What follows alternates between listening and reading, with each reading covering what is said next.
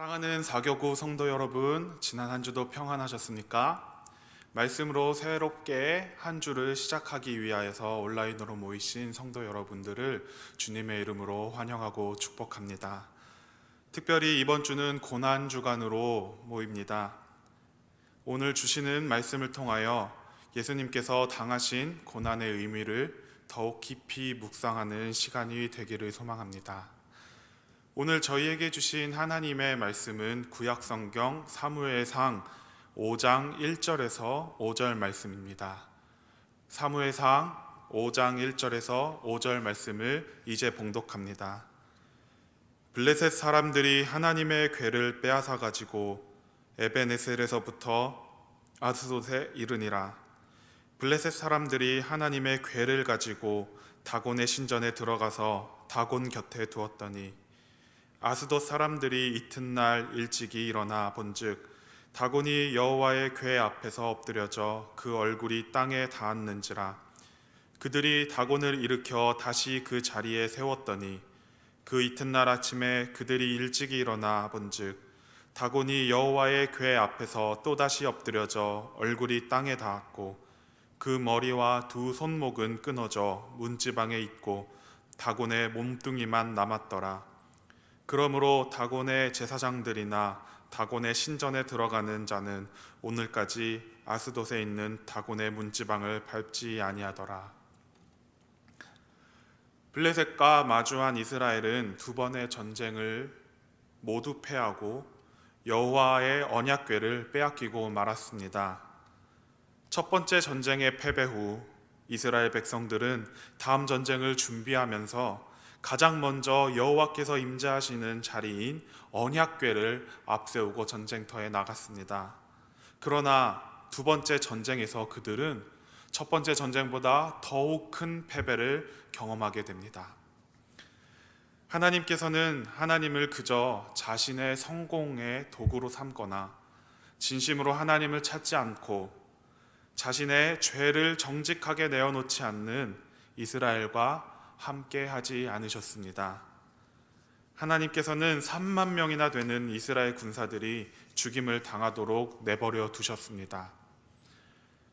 이러한 사건을 경험한 이스라엘 백성들은 자신의 패배를 어떻게 바라보았을까요? 어떤 사람들은 하나님께서 원하셨던 것처럼 자신을 돌아보고 자신들이 주님 앞에 마음과 행동으로 저질렀었던 죄들을 진심으로 회개하였을 것입니다. 그러나 또 어떤 이들은 아직도 자신들의 잘못을 깨닫지 못하고 하나님께서 연약하여서 우리를 지켜주지 못하였구나 라고 생각했을지도 모르겠습니다. 그들이 여호와를 앞세워서 전쟁터에 나왔지만 도리어 우상인 다곤 신을 앞세운 블레셋이 큰 승리를 가져가게 되었고 언약궤마저 빼앗겨 버리게 되었습니다.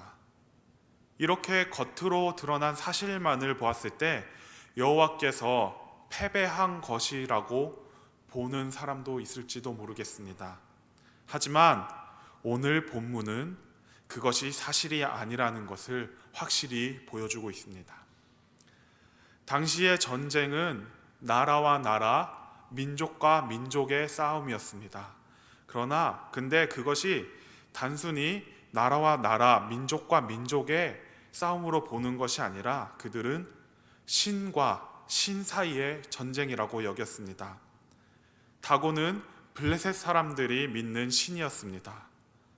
곡식이라는 뜻의 히브리어 다간에서 그 이름이 파생되었다고 하는 이 다곤 신은 풍요와 다산의 신이라고 여겨졌고 그리고 아스돗에 있는 신전에 모셔져 있었습니다.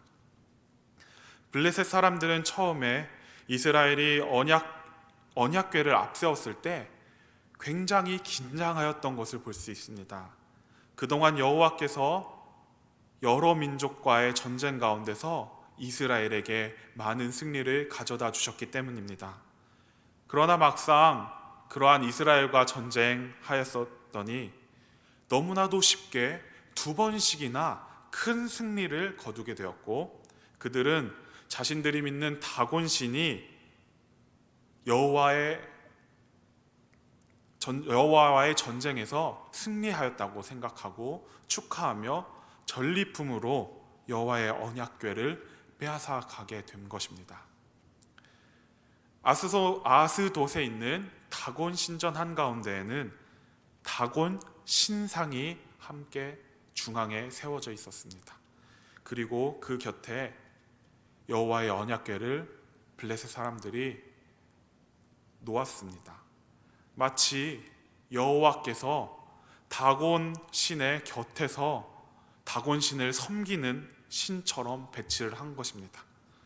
블레셋 사람들은 뿌듯한 마음으로 집에 돌아가 잠을 청합니다. 그런데 다음날 아침 신전에 들어가 보니 다곤 신상이 언약궤 앞에 엎드려져 있는 것을 목격합니다. 그래서 다시 세워놓고 돌아갔습니다. 그런데 다음날 보니 이번에는 아예 다곤 신상이 산산조각이 나 있었던 것을 보게 됩니다. 팔다리가 떨어져서 몸뚱아리만 남아있고 처참하게 내동댕이 쳐진 아스돗의 다곤 신상을 바라보며 블레셋 사람들은 큰 충격에 빠집니다. 그런데 설상가상으로 그들에게는 더욱 충격적이고 두려운 재앙이 찾아옵니다. 독한 종기들이 그들의 몸에 나게 되었고 수많은 사람들이 그 종기로 인해 죽고 말았습니다. 여호와께서 우상을 숭배하며 자신을 조롱하는 죄인들을 가만히 두지 않으셨던 것입니다. 여호와께서는 사람들의 힘을 빌려서 그들을 멸망하신 것이 아니라 스스로의 힘으로 블레셋을 벌하십니다. 그리고 여호와께서 유일하신 참 하나님이시라는 것을 온 세상 앞에 보여주셨습니다. 무너진 이스라엘을 바라보며 많은 사람들이 여호와께서 연약하다고 생각하였지만 하나님은 절대로 연약하신 분이 아니심을 온 세상에 보여주신 것입니다.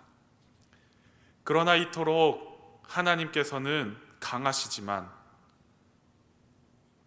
이스라엘을 사랑하셔서 그들이 자신의 죄악을 진정으로 깨닫기 원하셨고 진심으로 하나님을 찾기를 원하셨기에 그들을 가르치기 위하여 스스로 연약한 자처럼 블레셋 손에 잡혀가셨습니다.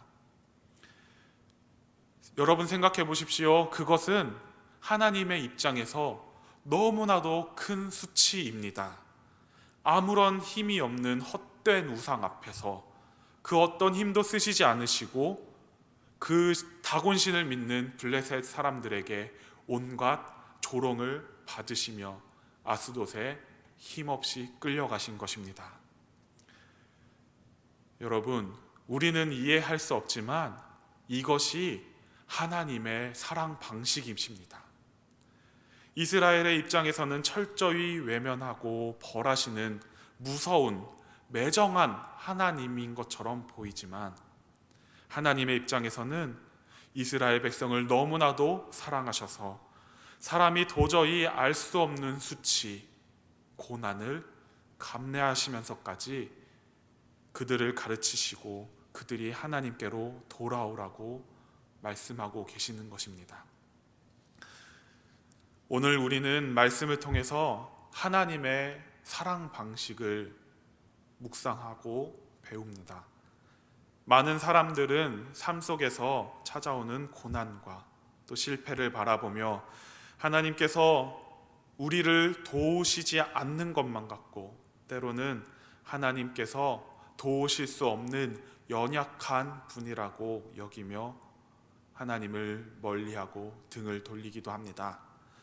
그러나 하나님의 사랑 방식을 깨달은 성도들은 하나님께서 당하지 않으셔도 되는 수치와 고난을 우리를 위해서 친히 당하셨다라는 것을 잘 알고 있습니다.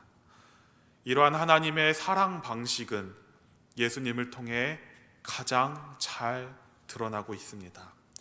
예수님께서는 굳이 당하지 않으셔도 될 수치와 고난을 스스로 당하셨습니다.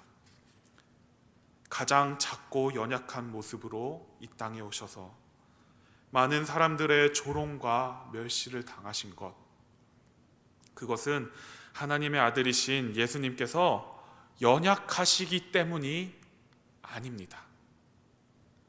예수님께서는 더 이상 하나님께로 돌아갈 수 없는 죄인된 우리가 구원받고 하나님께로 다시금 돌아올 수 있도록 하시기 위하여서 친히 스스로 연약하여 지시고 수치를 당하신 것입니다. 예수님께서는 블레셋에 의해 빼앗겨 다논 우상 아래로 내팽겨쳐진 그 여호와의 언약궤처럼 많은 죄인들에게 잡히시어 음부로 끌려가셨습니다. 겉으로 보면 그 모습이 마치 다논 신상 아래 놓인 언약궤처럼 예수님께서 사망의 권세 아래 놓이신 것 같아 보이고 사탄에게 철저히 패한 것 같아 보입니다. 그러나 예수님께서는 사망 권세를 이기시고 부활하셨습니다. 그리고 사탄은 그분 발 아래에 무릎을 꿇었습니다. 사랑하는 사교구 성도 여러분, 우리가 살아가는 세상 속에서도 마치 하나님께서 연약하신 분처럼 보이는 일들이 많이 있는 것 같습니다. 물질이라는 이 우상이 세상을 지배하는 것처럼 보이고 많은 사람들이 그 물질이 세상의 질서인 것처럼 진리인 것처럼 여기고 살아가지만 하나님께서는 하나님의 때에 이 세상을 모든 질서가 새롭게 하시고 하나님의 통치를 이 땅 가운데에 능히 이루실 것입니다. 고난주간을 시작하며 우리는 우리를 위하여 친히 당하신 예수님의 고난의 의미를 계속해서 묵상하려고 합니다. 그리고 그 고난이 하나님의 연약함이 아니라 하나님의 사랑 방식이었다라는 것을 기억하기 원합니다. 그리하여 세상 사람들이 하나님을 연약하다고 조롱할 때도 우리는 하나님께 돌아와 하나님의 보여주신 그 놀라우신 사랑에 깊이 감사할 수 있어야 하겠습니다. 하나님께서는 지금도 우리를 사랑하시고 우리가 그 사랑을 깨닫기를 원하시고 계십니다. 우리 함께 기도하겠습니다. 사랑의 하나님, 감사합니다. 저희는 저희의 고난에 집중하여 고난을 허락하신 하나님을 원망할 때도 있지만 하나님께서는 저희를 사랑하시어 당하실 필요 없는 더 큰 고난을 친히 당하셨음을 기억하고 감사합니다. 고난주간을 보내며 주님의 사랑을 묵상할 때 그 사랑을 더욱 깨닫게 하시고 우리 마음 가운데 감사가 넘쳐나는 시간이 되도록 우리를 인도하여 주시옵소서. 예수님의 이름으로 기도합니다. 아멘.